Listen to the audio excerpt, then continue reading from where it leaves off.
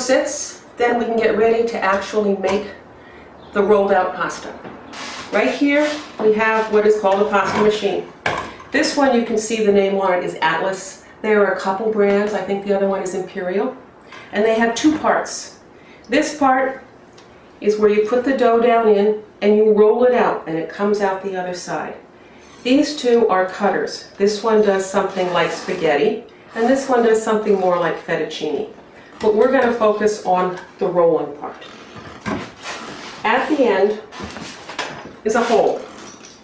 In this hole goes the clamp.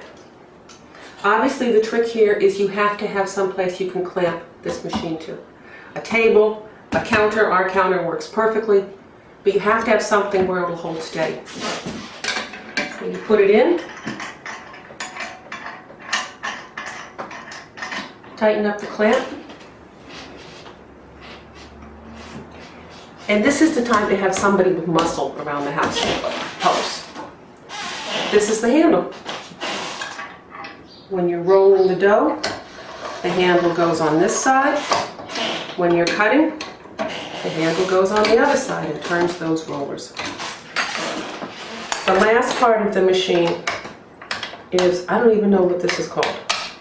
It has numbers on it. And there's two rollers here that roll the dough through and press it. Number one is with the rollers the furthest apart. And then you pull it out, let it snap back in. It's on 2.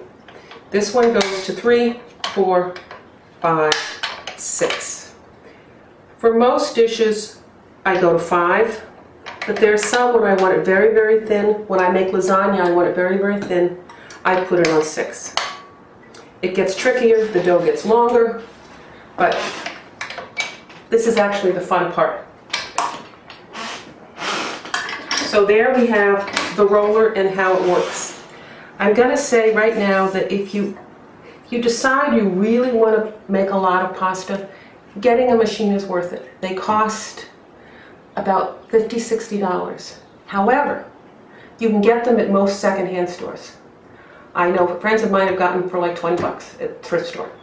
So that's the way to go. Just make sure you've got the handle and the clamp and this part. If you get one without the cutters, if you find a good one with no cutters, get it, because the cutters are the least important part.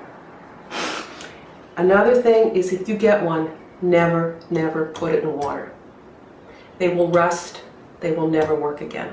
So what you need to do is you use a brush to get little bits out, you wipe it down, but once you put it in water, you may as well just throw it in the trash, because that's the end of it.